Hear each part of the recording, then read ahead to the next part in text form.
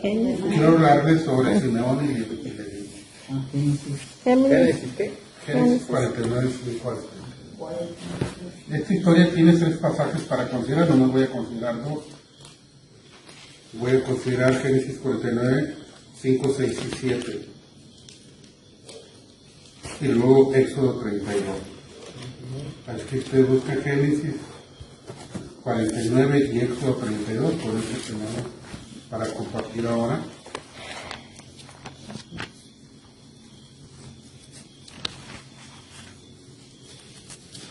Ya esta mañana, a la hora que usted estaba orando, yo estaba orando en mi cama, solamente la diferencia es que estaba más cómodo, pero yo estaba orando, pidiendo al Señor que nos bendiga con esta palabra.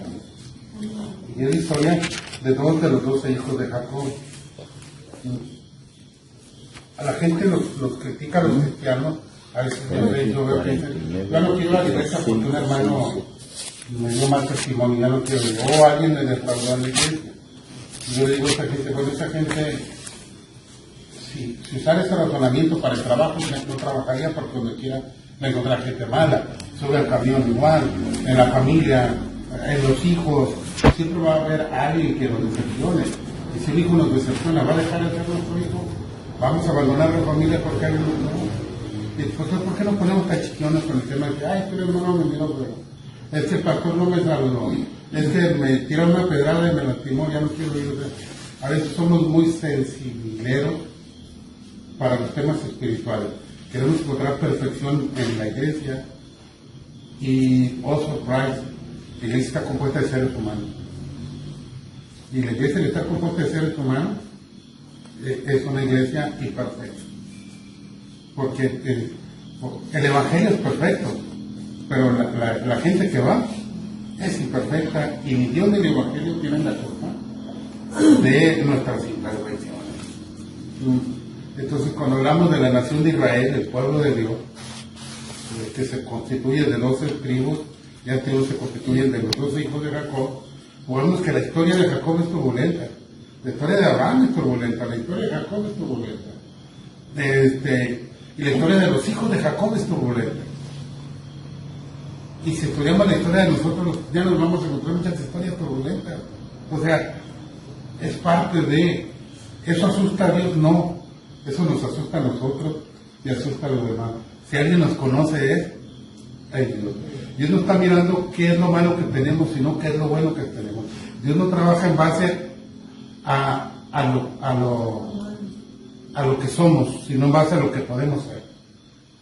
Dios no trabaja con nosotros considerando en qué estamos mal, sino qué es lo bueno que tenemos que Él puede utilizar. Entonces, a veces incluso lo que tenemos puede servir para Dios o para el diablo. O sea, esa es nuestra decisión, para quién nos ama. Es el caso de Simeón y Leví. En Génesis 49 está la profecía de Jacob para sus 12 hijos. Y ahí es donde él define que el hijo primogénito no será el primogénito, Simeón. Y no será, no Simeón, Rubén. Y Rubén no será el primogénito, dice, porque subió al lecho de su padre. Entonces, él no será el primogénito. La primogenitura tenía 2 características. Una, se convertía en el patriarca al morir de su padre, el patriarca de sus hermanos, y segundo, tenía derecho a una doble porción de la distribución de los bienes. O sea, si eran 12 hijos, la tierra se dividía en 13 partes y 2 partes le tocaban al primogénito. O sea, el primogénito tenía un derecho extra, ¿no?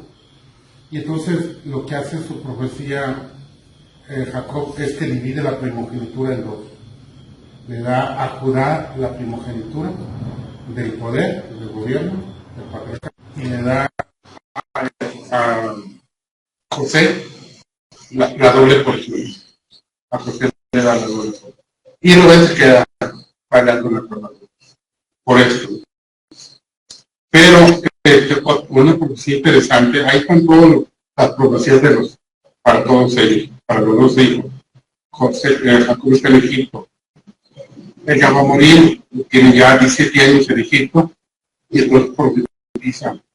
Y versículo 7 dice Leví, Simón y Leví son hermanos. Bueno, los dos eran hermanos, pero eran dos de una esposa, dos de otra, cuatro de otra y cuatro de otra. Entonces, eran medios hermanos, pero Simeón y Leví eran hermanos de la misma madre, como José también eran hermanos de la misma madre. Entonces dice, Simón y Leví son hermanos, y dice que los dos eran hombres de armas, eran guerreros, pero les llama a las armas de ellos armas de iniquidad. ¿Y por qué les llama armas de iniquidad? Pues les llama armas de iniquidad porque eran muy violentos, eran muy buenos para las peleas, pero su cabeza no les daba para. O sea, cuando tienes un arma tienes que saber cómo usarla en cuanto a habilidad, pero cuánto usarla en cuanto a propósito, en cuanto a inteligencia. No porque puedes hacer algo lo vas a hacer. Es un recurso que tienes que administrar inteligentemente. Entonces, cuando su única hermana que se menciona en la Biblia, Dina, es deshonrada por el hijo del patriarca, entonces ellos se enojan y aunque ellos aceptaron las reglas del papá de circuncidarse e integrarse, ellos estaban tan enojados que cuando se circuncidaron todos los hombres, los agarraron, dicen, el día que tenían más dolor, porque el mejor día para la circuncisión es a los 8 días de nacido, que es la Biblia dice que al octavo día los circuncidaban. Y ya los científicos en la era moderna descubrieron que es el día en que menos dolor siente un niño y el día en que tiene más hemoglobina, la sangre tiene más coagulante en el octavo día. El día perfecto para una circuncisión es el octavo día. ¿Cómo lo supieron los judíos? Pues solo por revelación divina. Pero ya cuando eres adulto sí te duele bastante, ¿no? Y vienen y los masacran, los asesinan, rompen un pacto que había hecho su padre con el patriarca de esta familia y los matan. Y Jacob se lo calla porque no puede hacer nada. Él no puede, o sea, no quiere levantarse y mandarlos matar a ellos y quedarse sin 2 hijos. Estos hijos no consultaron al padre, violentaron una autoridad. Pero cuando llega la hora de repartir la bendición, los bloquean. Y les dice, ustedes dos son armas de iniquidad. Dice el verso siguiente, el verso 6 y 7. En su consejo no entre mi alma. O sea, ellos no me tomaron en cuenta y yo no los voy a tomar en cuenta. Y mi espíritu se junta en su compañía. O sea, yo no me junto con los demás. Y luego ese es el último versículo. Porque en su furor mataron hombres y en su temeridad descargaron solos. O sea, mataban por placer, por eran toreros modernos, pero era gente violenta. Y dice allí que así va a ser. El último versículo dice que maldito su furor que fue fiero y su ira que fue dura. Y luego aquí está la profecía. Yo los esparciré, yo los apartaré en Jacob y los esparciré en Israel. Entonces, esta profecía que es da 250 años antes de que entra de la tierra prometida, es una profecía de dispersarlos. Eso significa que no tendrían un espacio de vida, ¿no? Y entonces esa es la profecía. Me llama la atención esto porque cuando hablamos de las tribus de Israel no hablamos de 12 tribus, hablamos de 13 tribus. No sé si han notado el dato de que en Israel no se constituyeron 12 tribus, se constituyeron 13 tribus. ¿Sí lo sabían o no lo sabían? ¿No? Bueno, son 13 tribus. Son 12, pero son 13. Son 12 porque son los 12 hijos de Jacob. Pero recuérdense de la doble porción. Dios le dice a José, como es el que lo salva del hambre, le dice, tus hijos primeros que tuviste, ya no serán tus hijos. Efraín y Manasés serán mis hijos, y por el nombre de tus hermanos serán llamados. Los demás que tengas son tuyos, pero estos dos son míos. Y en ese momento Jacob adopta a Efraín y Manasés y los convierte en dos tribus. Cuando ustedes ven un mapa de Israel, no aparece la tribu de José, aparece una tribu de Efraín y una tribu de Manasés. ¿De acuerdo? Entonces, eso hace que en lugar de ser José sean dos, porque a José le tocó la doble porción. Y le tocó la doble porción por su jerarquía que él tuvo al salvar. De hecho, esa jerarquía la tuvo desde que tenía 17 años y lo pusieron su túnica de color. Ya conocen la historia. Entonces, hay 13 tribus. Entonces, hay que leer la Biblia de Génesis 49, donde están las 12 tribus. Hay que leer el mapa, la historia, cuando se reparte la tierra, que están las 12 tribus. Y luego hay que leer Apocalipsis, porque en Apocalipsis ya aparece la tribu de José. Entonces, hay un acomodo en la profecía de Jacob, hay un acomodo en la distribución de la tierra, y hay un acomodo para el milenio en Apocalipsis, donde se altera una tribu.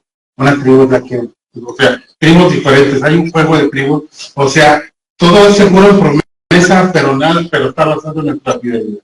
Si no hay una fidelidad, la promesa se permuta, se altera para más o se altera para menos. Por ejemplo, en el caso de Jacob, él dispersa a la tribu de Simeón y a la tribu de Leví. Ustedes los voy a dispersar. Y cuando se distribuye la tierra, se le da Simeón tierra. Sí se le da una tierra. ¿Dónde se le da? En el centro de la tribu de Judá. Si ustedes ven el mapa de la tribu de Judá, llega desde Jerusalén hasta el desierto de Judá, o sea, toda la parte sur, hasta Berseba. Al parte del norte está Dan, y habían dicho desde Dan hasta Berseba, que era desde el norte hasta el sur. Entonces la tribu de Judá abarca desde Jerusalén hasta el desierto. Toda la Simeón. Entonces Simeón quedó encerrado en la tribu de Judá. Los demás tenían su frontera, pero en el caso de Simeón quedó encerrado en la tribu de Judá. Y con los años, la tribu de Judá de Simeón fue absorbida por la tribu de Judá y se dispersaron y se acabó la tribu de Simeón. Se quedaron sin tierra, tal como Jacob había sacrificado por su maldad, por su severidad, por su amor, por cierto amor. Ahora, eso es una maldición para Simeón, y la misma maldición era para Judá también.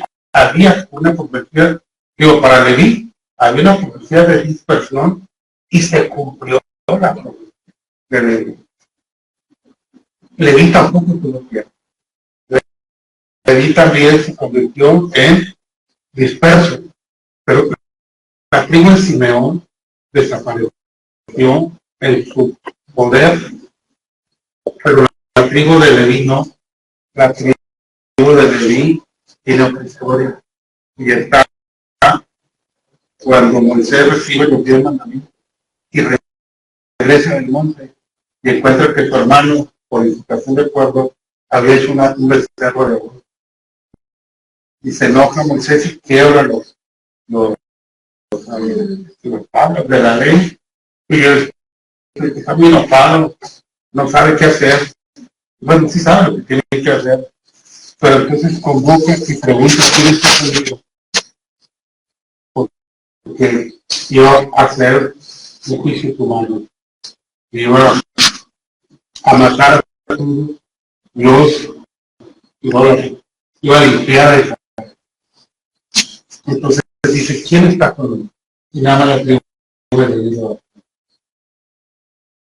Entonces dice, vayan, tomen su espada y cada uno agarre a su pariente que ustedes conocen, que promovieron toda esta corrupción dentro del pueblo, y limpien la corrupción.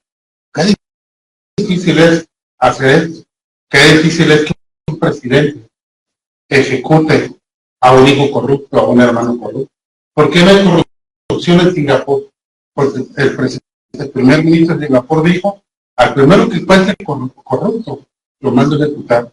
El primero fue su hermano, que fue, y lo mandó a ejecutar. Cuando ejecutó a su hermano, todo se alinearon. Y uno puede andar en la madrugada en Singapur, yo conozco que he estado yo en la ciudad de Singapur, uno puede andar en Singapur a la 1 de la mañana, no hay ningún peligro. Todo controladito, no hay corrupción. ¿Por qué? Porque mano dura en esto.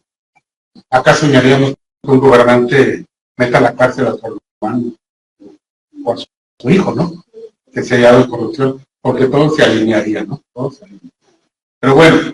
Hay ese problema ahí en Estados Unidos. ¿Mande? Hay ese problema en Estados Unidos que Biden indultó a su hijo. O sea, encubrió su... Lleva 20 pesos. Así.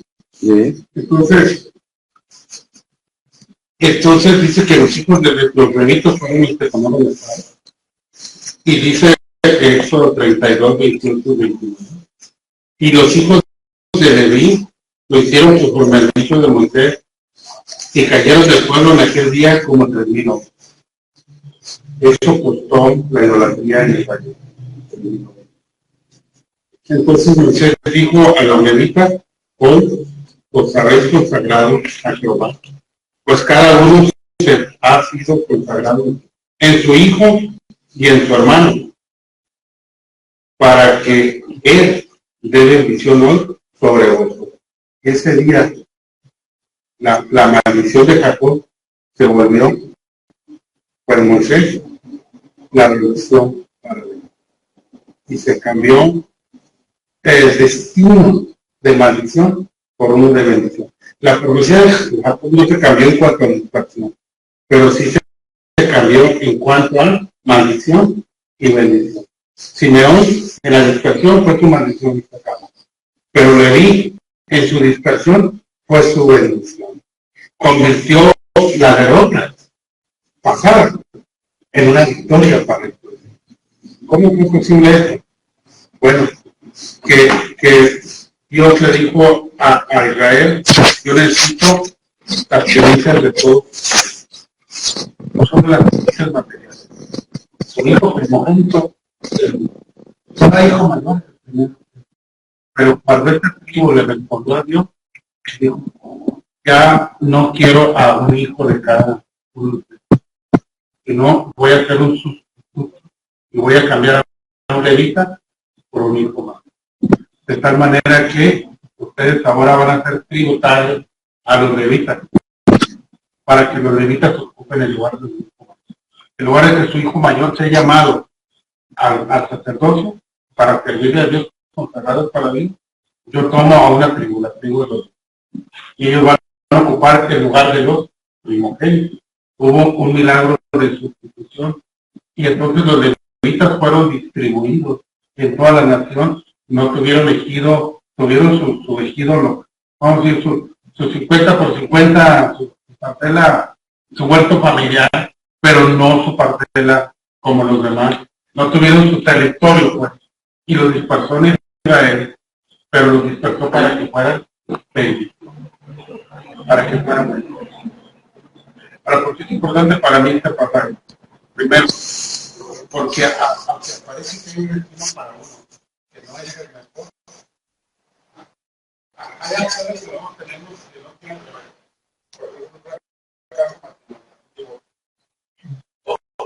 ¿Cómo recuperas el tema de Dios? Ya no te puede recuperar. Dios ya no puede cambiar tu pasado, pero puede darle un nuevo enfoque a tu.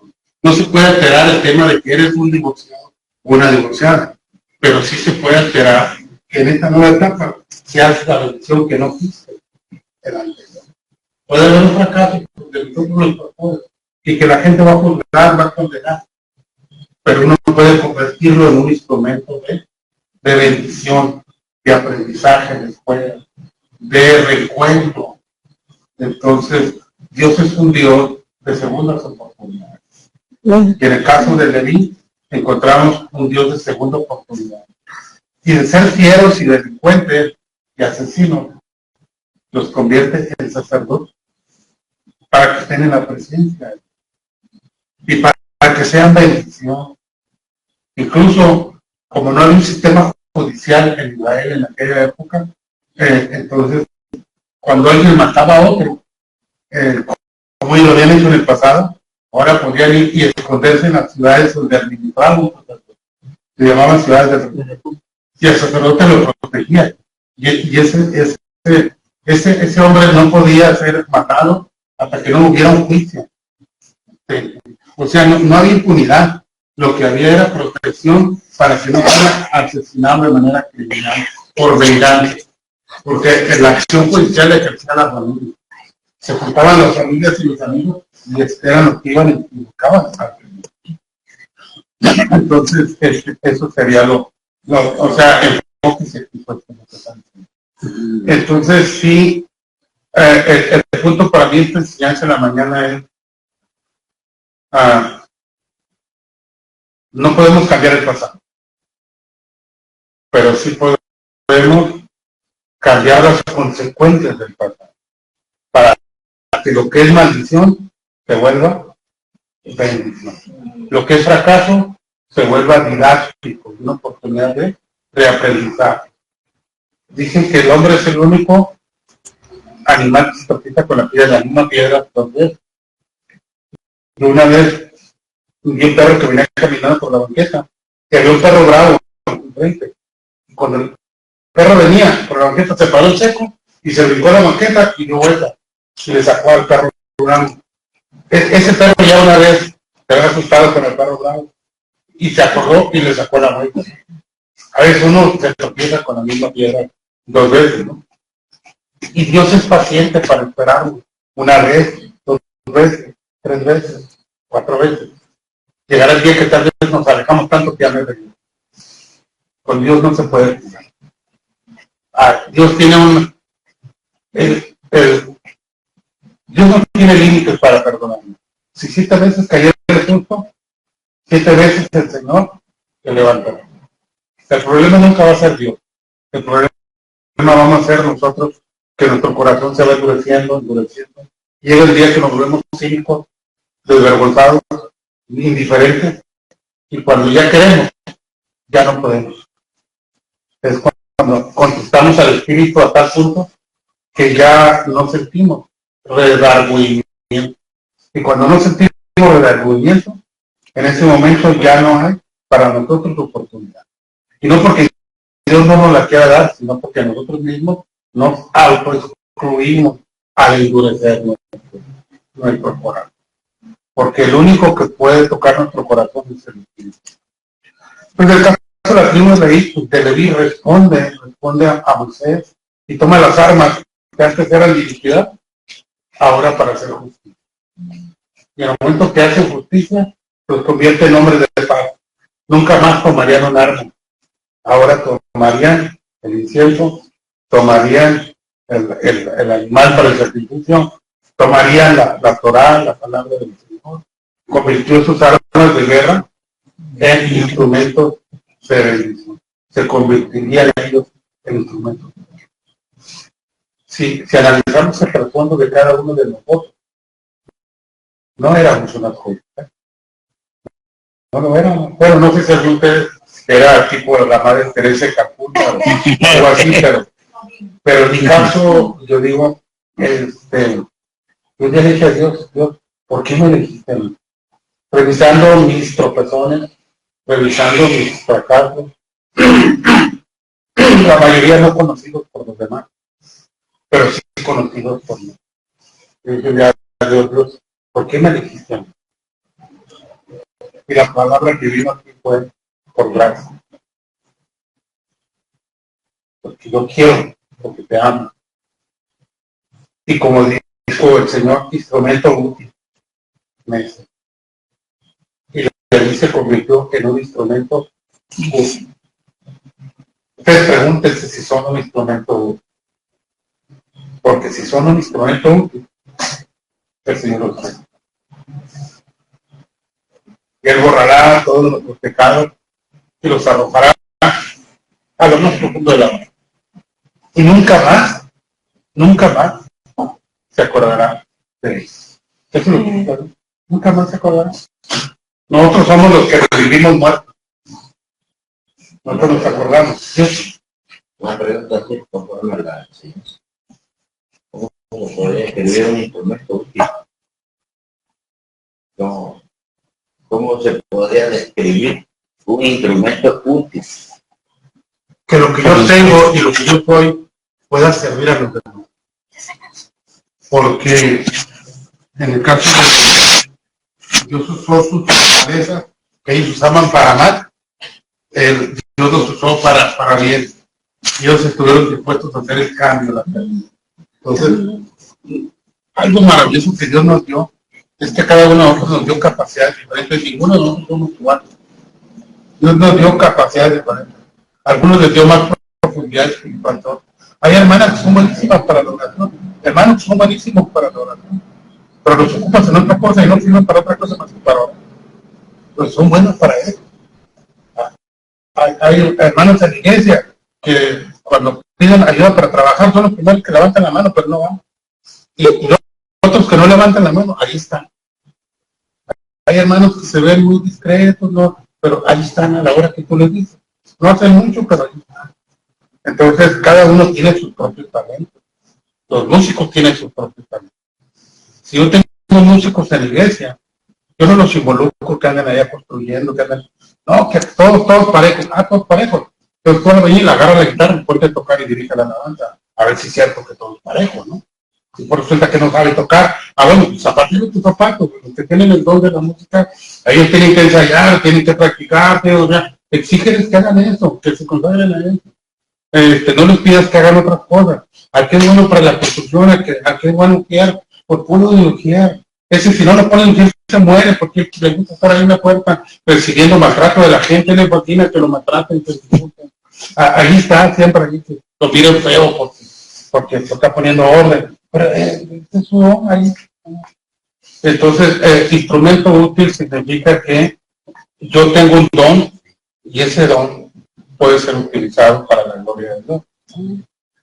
Yo recuerdo una historia, no sé si sea cierta, porque la di hace unos 40 años, de un hombre que quería ser misionero de la iglesia bautista para África.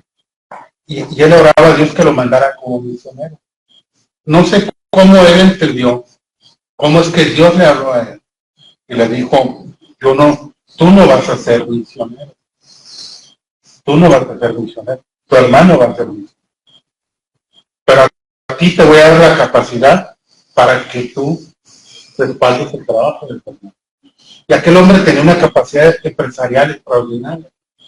Él quería dejar toda su capacidad de negocio para irse a servir. Yo le digo, es que a ti te necesito para producir economía. Tu hermano es el que tiene llamado. Entonces, él se dedicó, en lo que yo leí, él fue el que inventó las macromáquinas. Por ejemplo, una Caterpillar normal, él se inventó la gigante. Un trascabo normal, él se inventó la gigante. Es el empresario que creó las supermáquinas, o sea, las máquinas gigantonas que han visto, que es igual que las chiquitas del gigante. Él las inventó y se hizo supermillonario.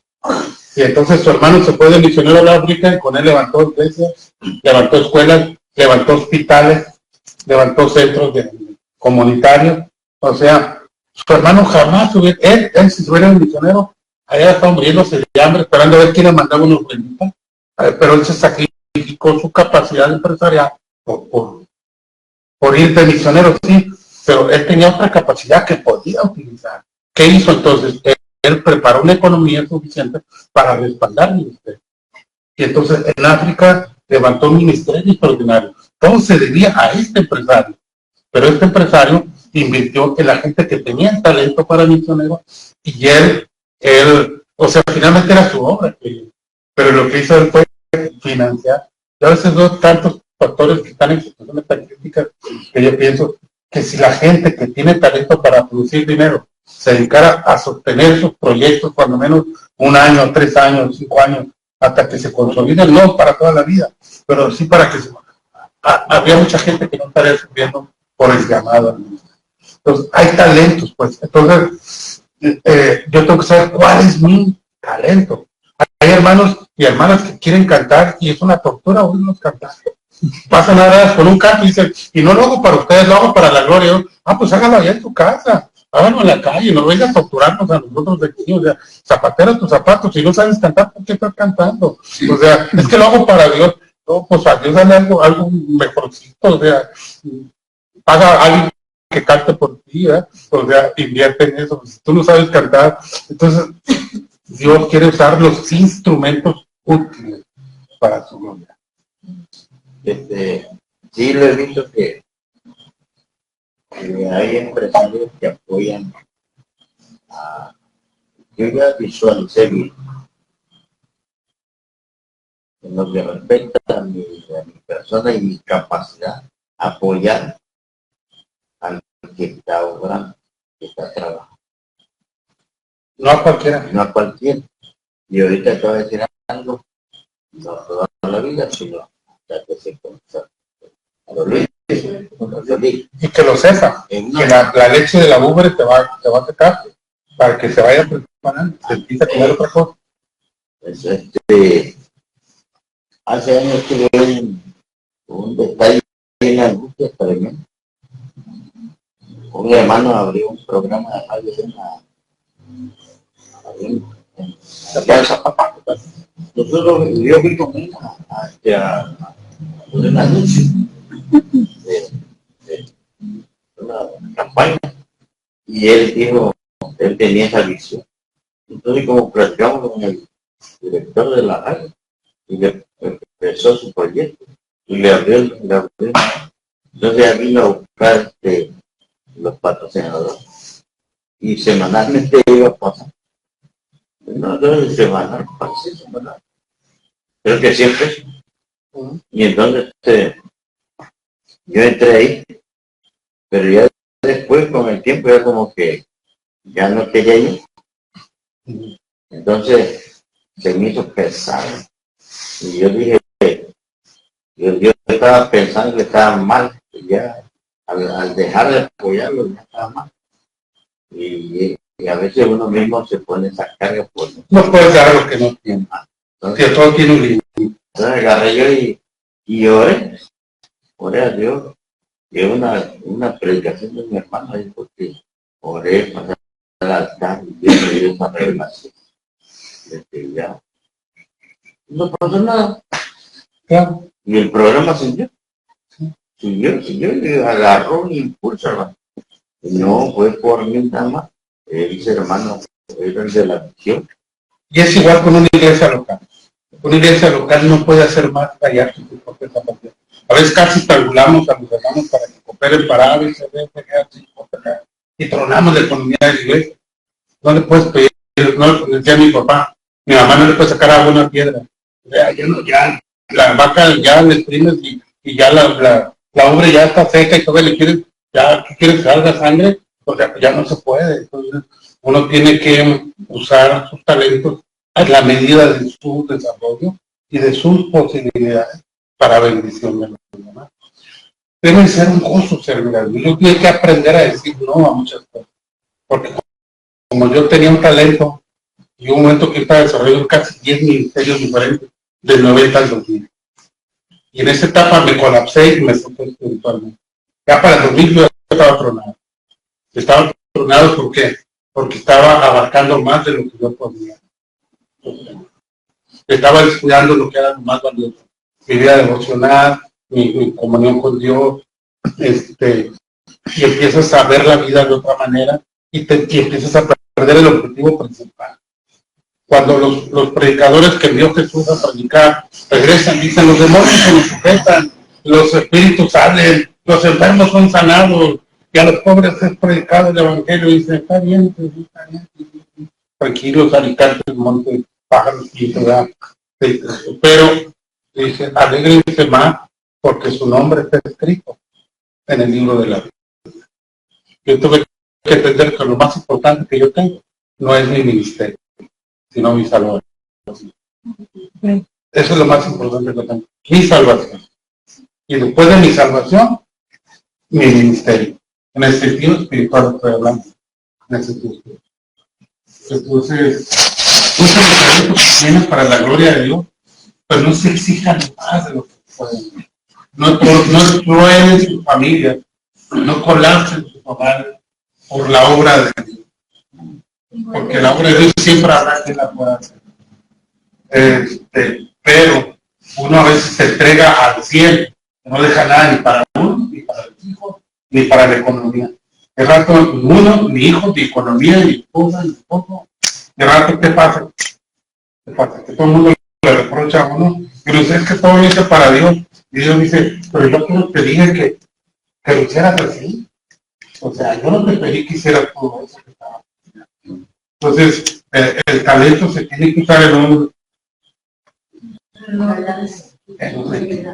No sé, ha comentado algo el hermano, no sé si los demás quieran, para saber esta charla, hacer un comentario. Igual, los estudios de orden, podría resultarse, por ejemplo, digamos en una construcción, en donde hacen un llamado, por ejemplo, a la iglesia, y ahí dentro de que solamente hay quien construye, quien sabe de la albañilería, de eso, pero igual, digo, puede haber la excepción de que lleguen los hermanos y haya el que no sabe de eso, pero puede hablar de abrirlo, el que puede ayudar en muchas cosas. O sea, hablo de que probablemente a veces hay excepciones donde pueda haber una unidad en donde se pueda apoyar la vida, no hablando no son excepciones, es que se tiene talento. Tienes talento de agarrar una carretilla.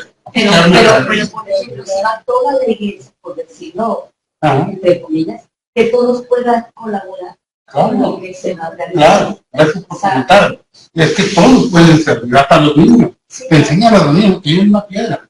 O sea, cuando es un trabajo para todos, todo. Lo que yo digo es cuando te piden que des algo que no tienes, o como decían los rabinos, y Jesús condenó a los rabinos cuando dijeron, ustedes invalidan la palabra de Dios por sus tradiciones, porque la Biblia dice, honra a tu padre y a tu madre, pero ustedes se enseñan, pero si lo que le vas a dar a tu padre y a tu madre, lo vas a dar es tu donación al templo, entonces está bien.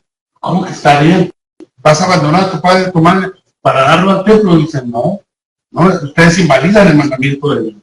Pues a veces cuando nosotros creemos que dar lo que, por ejemplo, el tiempo que, mi 5% que debo darle a mis hijos en el día, se lo doy a la obra, digo, es que lo estoy invitando al Señor, sí, pero ese 5% no era para el Señor, era para atender a tus hijos. Y tú le estás quitando a tus hijos. Hay cristianos que nunca llevan a sus hijos un paseo, porque están involucrados en la iglesia al 100. Ya lo están grabando, ¿eh? Qué bueno. Ahí. Así. No, pero hay cosas que yo no puedo platicar así abiertamente si es para. Pues lo finalizo, no hay problema. Sí.